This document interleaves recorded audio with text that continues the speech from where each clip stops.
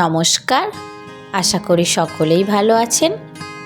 SRM kitchen and ব্লগে সকলকে স্বাগত।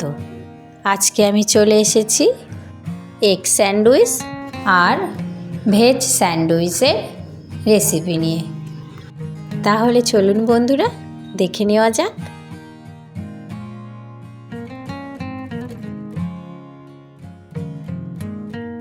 প্রথমে এই রকম পাউরুটি নিয়ে নিয়েছি, ধারগুলো কেটে নেব। এই ধারের কেটে নেওয়া অংশগুলো দিয়ে ব্রেড ক্রাম্ব বানিয়ে নেব। পাউরুটিগুলোকে নিয়ে নিয়েছি, একটি ডিম ভেঙে নিচ্ছি, একটু লবণ দিয়ে ডিমটাকে ভালো করে গুলে নেব।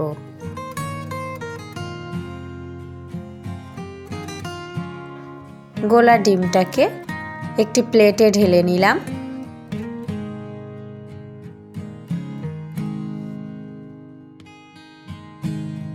তাওয়াতে একটু বাটার গরম করে নিলাম। পাউরুটিগুলোকে ডিমের মধ্যে ভালো করে ডুবিয়ে বাটারের মধ্যে দিয়ে দুই পিঠ লাল লাল করে ভেজে নেব।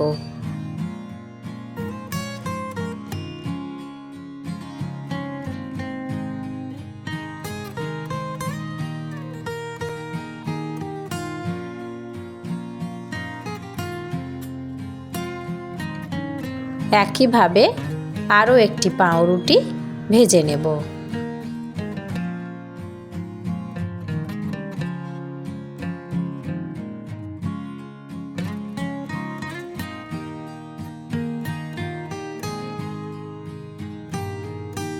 সাথে পাতলা পাতলা করে কিছুটা সবজি কেটে নিয়েছি।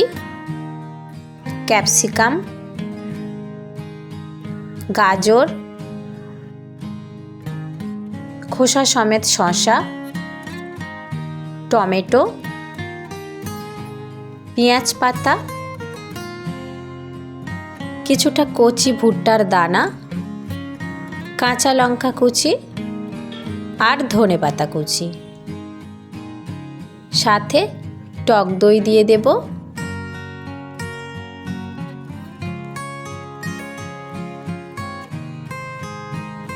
একটু লেবুর রস, গোলমরিচের গুঁড়ো, হালকা একটু লবণ একসাথে ভালো করে মিশিয়ে নেব। মিশিয়ে নিয়েছি। ডিম আর বাটার দিয়ে ভেজে রাখা পাউরুটির উপর টক দই দিয়ে মেখে রাখা সবজিগুলোকে সমান করে দিয়ে দেব। উপর থেকে আরও একটি বাটার আর ডিম দিয়ে ভেজে রাখা পাউরুটি দিয়ে দিলাম। দেখুন তো কত সুন্দর একটি ব্রেকফাস্ট তৈরি হয়ে গেল। বাচ্চাদের টিফিনেও দেওয়া যাবে, সাথে একটু টমেটো সস। ব্যাস, ছোট থেকে বড় সবাইয়েরই কিন্তু খুব সুন্দর লাগবে আর স্বাস্থ্যকর এই স্যান্ডউইচ।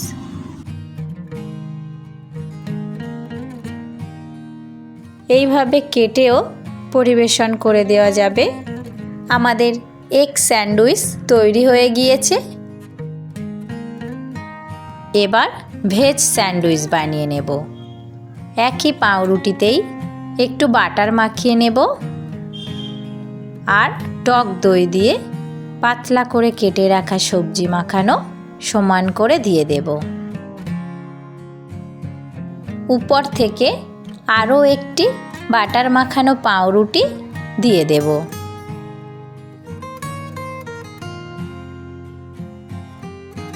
যারা চিজ পছন্দ করেন উপর থেকে একটু কুচানো চিজ ছড়িয়ে নেওয়া যাবে।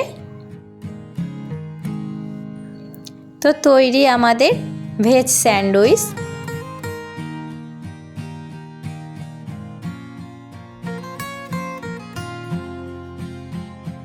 ভিডিওটি কেমন হয়েছে অবশ্যই আমাকে জানাবেন। লাইক, কমেন্ট, শেয়ার করবেন, সাবস্ক্রাইব করে পাশে থাকবেন। ধন্যবাদ সকলকেই।